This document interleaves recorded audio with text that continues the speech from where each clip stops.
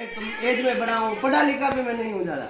मैं तो सीधा बाना है, गुरु महाराज ने चादर दे दी।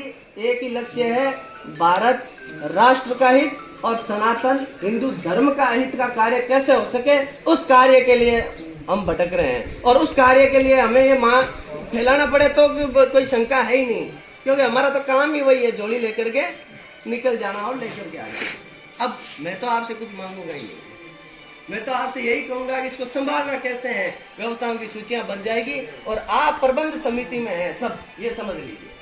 आपकी पूरी लिस्टिंग हो जाए, आपको कैसे मैनेज करना ये आपको करना है। और मैं तो केवल और केवल आपने और ईश्वर ने निमित्त बनाया है, उस काम के लिए तैयार और तत्पर हूँ। जोधपुर से एक ऐसा मैसेज पूरे विश्व स्तर पर जाना चाहिए कि श्रीमद् भगवद गीता व्याख्यान के माध्यम से, देखिए बहुत सी कथाएं, सब शास्त्र हैं, पुराण है, वेद हैं, लेकिन श्रीमद् भगवद गीता को मूल रूप से आज पूरे विश्व में भारत के संतों को, आम जनों को भी प्रेजेंट करने की आवश्यकता है। क्योंकि श्रीमद् भगवद गीता ही वो ग्रंथ है जो धर्म, अर्थ, काम, मोक्ष, न्याय, वैशेषिक, मीमांसा, योग, वास्तु, ज्योतिष, तंत्र और सब प्रकार के जो कार्य हैं उनको उसके माध्यम से प्रेजेंट किया जा सकता है। शस्त्र और शास्त्र का ज्ञान भी गीता के अंदर भगवान श्री कृष्ण ने अर्जुन को दिया है। और आज इस सनातन की संधि काल में हमें शास्त्रों के साथ में शस्त्र की भी आवश्यकता है। वो मैसेज, वो संदेश हम सबको आज भारतीयों को देना पड़ेगा, तब ये राष्ट्र बचने वाला है। क्योंकि भारत को खंड खंड करने का काम बहुत सी आतताई विधर्मी ताकतों ने किया है। आज हम सबको संगठित होकर के वो काम करने की मूल रूप से आवश्यकता है। इसलिए मैं से काम नहीं होता, हम सब मिलकर के ये काज करें। और ये काज करने वाला तो ईश्वर है, लेकिन हमारी ताकत तो आप हैं। ये ताकत रहनी चाहिए और कार्य सिद्ध होना चाहिए, यही मैं आपसे कहूँगा।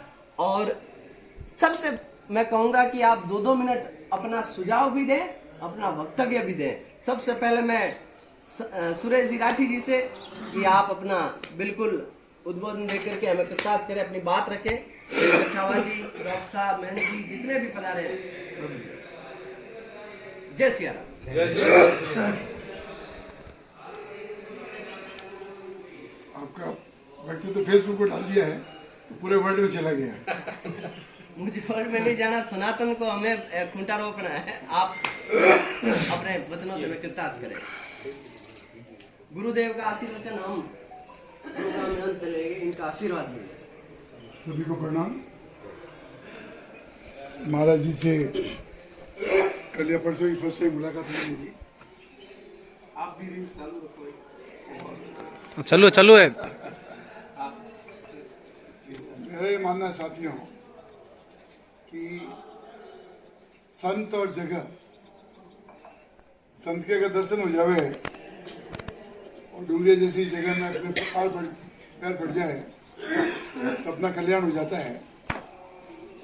तो उसी कारण मैं 2 लाभ ले रहा हूँ आज। संतों के दर्शन का लाभ ले रहा हूँ, जगह का लाभ ले रहा हूँ। और बस मेरा तो एक ही कहना है महाराज जी कि अब जमाना सोशल मीडिया का है और अगर अपने को आगे बढ़ना है और सक्सेसफुल बनाना है तो सोशल मीडिया को अपने को एक्टिव रखना पड़ेगा, एक्टिव करना पड़ेगा। और उसमें जो भी मेरा सहयोग होगा वो मैं जरूर दूंगा। सभी को एक बार प्रणाम, महाराज को प्रणाम। जय श्री जय श्री मामा श्री आपका तो काम ही यही है, उद्बोधन देना।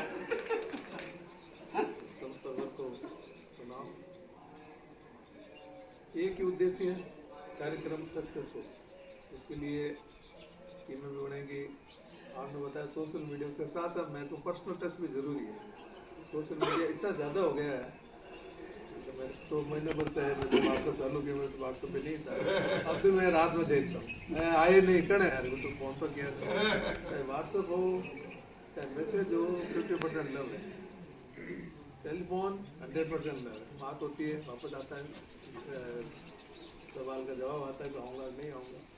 सोशल मीडिया मारवाड़ की जोधपुर की पुण्य भूमि पर, इस डूंगरिया महादेव की धरती पर महालक्ष्मी जी का 108 कुंडलीय यज्ञ होने जा रहा है। प्रभु राम जी का मंदिर भी बन गया अयोध्या में, और हम लोगों ने इस जोधपुर मारवाड़ की धरा में सबसे ज्यादा जीवन देने का आया समय तो बलिदान भी जोधपुर के लोगों ने दिया। महेंद्रनाथ जी अरोड़ा, प्रोफेसर महेंद्रनाथ जी अरोड़ा, चढ़ाराम जी परिहार, उन लोगों ने अपना जीवन भी दिया प्रभु राम के लिए। और जब प्रभु के लिए धर्मरक्षण जी का कार्यक्रम चल रहा था 2 साल पूर्व, तब भी मारवाड़ के लोगों ने अथाह सागर खोलकर, दिल खोलकर जितना सहयोग दे सकते उतना दिया। और पूरी दुनिया में यदि किसी ने सहयोग दिया है सबसे ज्यादा तो वो मारवाड़ की धरती जोधपुर के लोगों ने। तो हम लोग मारवाड़ के लोग कहीं भी पीछे रहने वाले नहीं। और महाराज जी जो आपने ये कार्य किया, इसके निमित्त जो लोग बनने वाले हैं, महाराज जी को सबसे पहले प्रणाम। मेरा हार्दिक मैं इस कार्यक्रम में यज्ञ में जुड़ने के लिए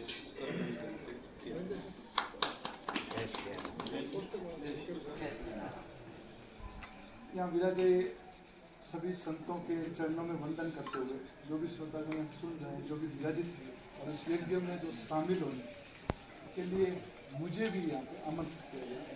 मेरा सिर्फ ज्योतिष आचार्य डॉक्टर संदीप जांगे, मैं जोधपुर से ही हूँ, मुरलीधर जी के पहचान से, तो आशीर्वाद संतों का मिलना था तो आ जाए यहाँ पे।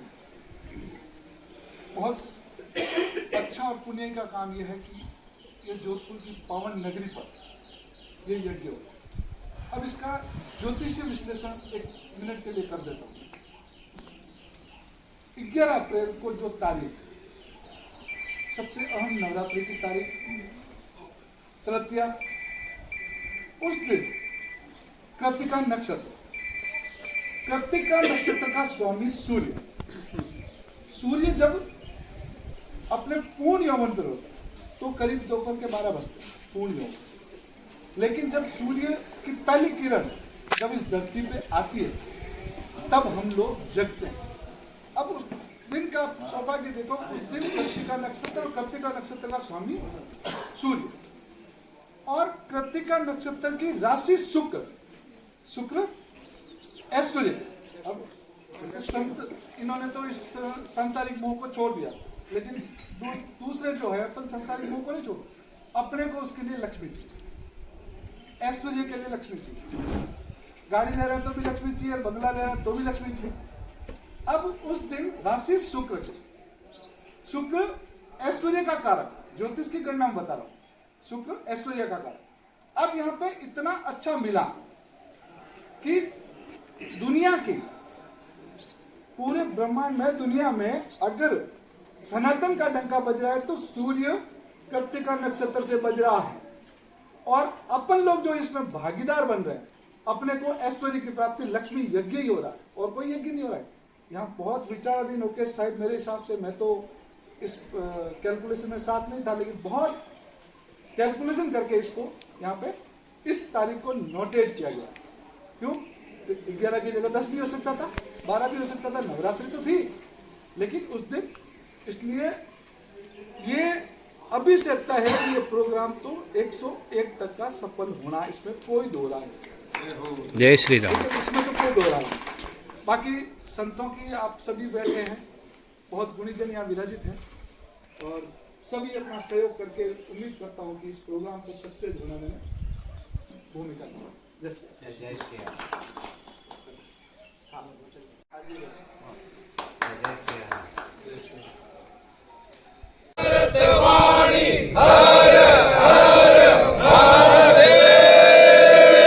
लक्ष्मी मात की 15 मई 2024 नवरात्रा महोत्सव में तृतीया से सप्तमी तक 108 कुंडीय श्री विद्या महालक्ष्मी महायज्ञ का आयोजन डूंगरिया महादेव प्रांगण मंदिर में होने जा रहा है। प्रयोजन यह है कि महालक्ष्मी श्री विद्या के माध्यम से पूरे विश्व में सुख, शांति, समृद्धि का, वैभव का जो है वातावरण बने, और श्रीमद् भगवद गीता व्याख्यान 5 दिवसीय महोत्सव ये आयोजित होने जा रहा है। संपूर्ण सनातनी हिंदू जन समाज मारवाड़ अंचल जोधपुर